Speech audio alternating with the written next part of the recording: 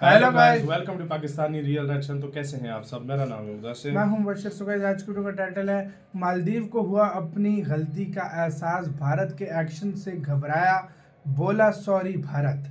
मतलब भारत से माफी भी मांग ली है और वाकई भारत ने एक तरह से उसका सॉफ्टवेयर अपडेट किया है, तो अब वो अकल उसकी ठिकाने आई है कि भारत के साथ लगाकर बैठा है। हाँ भाई, तो क्या हुआ सारा कुछ जानेंगे। काउंट करते हैं 3 2 1 एंड स्टार्ट।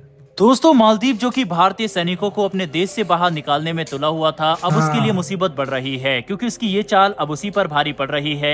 दरअसल दोस्तों, आप स्क्रीन पर एक आर्टिकल देख सकते हैं जिसमें लिखा हुआ है Indian troops withdrawal is Maldives president Muizzu in a fix. दरअसल इस आर्टिकल में काफी चौंकाने वाले दावे किए गए हैं मालदीव प्रेसिडेंट ऑफिस के स्पोक पर्सन द्वारा। इसके बारे में इस वीडियो में आगे हम डिटेल में बात करेंगे, इसीलिए वीडियो को अंत तक जरूर देखिएगा। तो चलिए शुरू करते हैं इस वीडियो को। दरअसल दोस्तों, मोहम्मद माइजो को मालदीव के राष्ट्रपति का पद संभाले हुए 1 महीने से अधिक समय हो गया है, लेकिन आज तक उनके प्रशासन को उसके देश में मौजूद भारतीय सैनिकों की सही संख्या पता ही नहीं है। दरअसल जब Mohammad MyJio India out campaign चुनाव के दौरान चला रहे थे, उस दौरान वे भारतीय सैनिकों को मालदीव की सुरक्षा के लिए खतरा बता रहे थे और उन्होंने बताया था कि भारत के 1000 से ज्यादा सैनिक उनके देश में मौजूद है, जो कि कभी भी उनके देश में स्थिति को बिगाड़ सकते हैं, जिसका उन्हें चुनाव के दौरान काफी फायदा भी मिला और काफी सारे लोगों ने उनका समर्थन किया, जिसके बाद उन्हें राष्ट्रपति की गद्दी मिल गई और राष्ट्रपति बनने के बाद भी वे लगातार भारत पर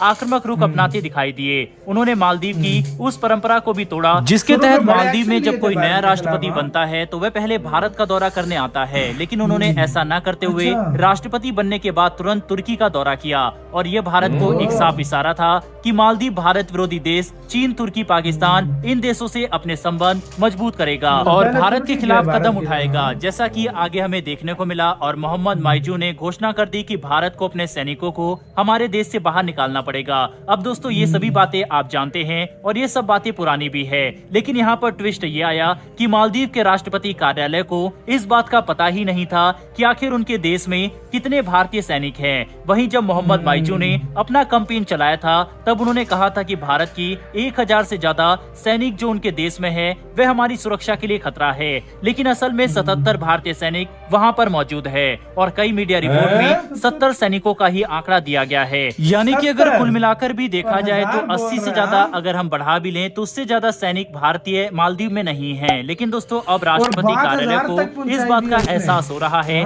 कि भारत के जो 70 या 77 सैनिकों का जो ये आंकड़ा है, इनसे मालदीव की सुरक्षा को कोई भी खतरा नहीं है। आप इस आर्टिकल में इस लाइन को भी देख सकते हैं जिसमें साफ साफ लिखा हुआ है, the president office has also come to realise that the few Indian military personnel present do not pose any threat to the Maldives national security. यानी कि दोस्तों, अब जो मालदीव ने भारत के साथ ये विवाद छेड़ा है, इसका खामियाजा उसे भुगतना पड़ रहा है। एक तो इन सैनिकों से उनके देश को कोई खतरा नहीं है, दूसरा उसकी वजह से भारत और मालदीव के रिलेशन खराब हो रहे हैं और भारत मालदीव को झटका देने के लिए कड़े कदम भी उठा रहा है। आपने देखा होगा, मालदीव की तरफ से भारत को अपने सैनिकों को निकालने के लिए काफी समय पहले ही बोल दिया गया था, यानी तकरीबन 1 महीने हो चुके हैं, लेकिन अभी भी भारतीय सैनिक मालदीव में ही बने हुए हैं, क्योंकि मालदीव भी खुद नहीं चाहता कि भारतीय सैनिक उसका देश छोड़कर जाए। इसके पीछे का कारण यह है कि मालदीव में मौजूद कुछ भारतीय सैनिक केवल मानवीय सहायता और आपदा राहत कार्यों में शामिल हैं। इस साल अक्टूबर में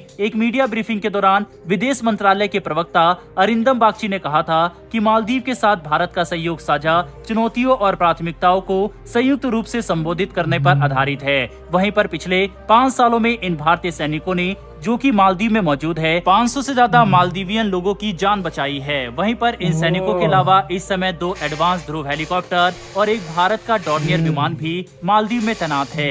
यही कारण है कि मालदीव पछता रहा है अपने डिसीजन को लेकर, क्योंकि अगर ये भारतीय सैनिक जो उनके देश के लिए कोई खतरा नहीं है, अगर ये मालदीव छोड़कर जाते हैं तो उन्हें ये हेलीकॉप्टर और डॉर्नियर विमान को भी वापस करना होगा और खुद ही अपने रेस्क्यू ऑपरेशन वगैरह को संभालना होगा। इनके अलावा अगर भारतीय सैनिक वापस आ जाते हैं तो मालदीव और भारत के रिलेशन भी और खराब हो सकते हैं। यही कारण है कि मालदीव प्रेसिडेंट ऑफिस के स्पोक पर्सन ने कहा है कि मालदीव में मौजूद भारतीय सैनिक उनकी सुरक्षा के लिए कोई बड़ा खतरा नहीं है। इसके अलावा दोस्तों मालदीव को इस बात का भी खतरा है कि अगर मालदीव के साथ भारत के रिश्ते खराब होते हैं तो भारतीय टूरिस्ट जो कि काफी बड़ी मात्रा में मालदीव में आते हैं, इनफैक्ट सबसे ज्यादा टूरिस्ट भारत से ही मालदीव में जाते हैं, उनकी संख्या में गिरावट देखने को मिलेगी। और क्योंकि मालदीव सबसे ज्यादा डिपेंड ही टूरिस्ट पर करता है तो इससे मालदीव की स्थिति खराब हो सकती है। अगर आंकड़ों की बात करें तो इस साल सबसे ज्यादा मालदीव में जाने वाले टूरिस्ट में भारत दूसरे स्थान पर आता है। आप स्क्रीन पर ये लिस्ट भी देख सकते हैं जिसमें दूसरे नंबर पर भारत है। भारत से लगभग 2,744 टूरिस्ट इस साल मालदीव घूमने गए और ये आंकड़ा पिछले साल के मुकाबले कम है। जहां एक तरफ मालदीव में 12% ज्यादा टूरिस्ट आए हैं इस साल, तो वहीं भारत के लोग पिछले साल 2,41,369, इस साल ये आंकड़ा 2,744 रहा, यानी कि पिछले साल के मुकाबले तकरीबन 40,000 लोग कम गए हैं मालदीव घूमने के लिए। और यही चिंता का विषय इस समय मालदीव के लिए बना हुआ है। हालांकि दोस्तों हो सकता है कि मोहम्मद माइजू ने इंडिया आउट कैंपेन चलाकर ही इलेक्शन क्योंकि जीता है तो हो सकता है इन सैनिकों को वापस भारत भेज दे, लेकिन ये बात तो साफ है कि मालदीव इस समय पछता रहा है और हो सकता है कि भारतीय सैनिकों को अपने देश से वापस न जाने दे। वहीं भारत के नजरिए से देखा जाए तो ये भारत के लिए अच्छा होगा कि भारत के सैनिक वहां पर रहे, क्योंकि भारत की प्रेजेंस रहेगी और चीन जो कि डोमिनेट करना चाहता है इस इलाके में वैसा नहीं कर पाएगा। इस विषय पर दोस्तों आपकी क्या राय है? क्या आपको लगता है कि मालदीव भारतीय सैनिकों को वापस अपने देश से निकालेगा या फिर नहीं? अपनी राय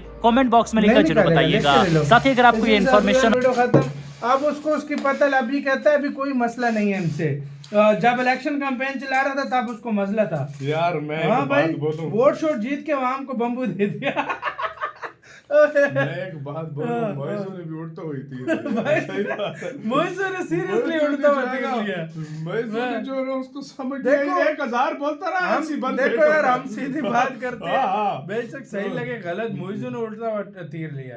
भाई तुझे पता नहीं 1000 तू करता रहा, 80 बंदा उधर बैठा हुआ है और तूने भाई ऐसा में रहा जो तेरी पूरी आर्मी छोड़ी हुई है भारत में। अबे खुदा के बंदे को छक्कल कार कल कोई जगह माइंड पे मोइजो यार तू सीरियसली क्या सोच के भाई बैठा हुआ था?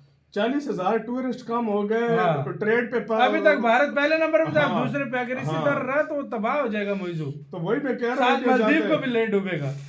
मोइजो बोलता होगा और यार कितने बंदों की जान बचाई है इंडियंस ने। हाँ मोइजो दूसरा इमरान खान है भाई। हाँ यार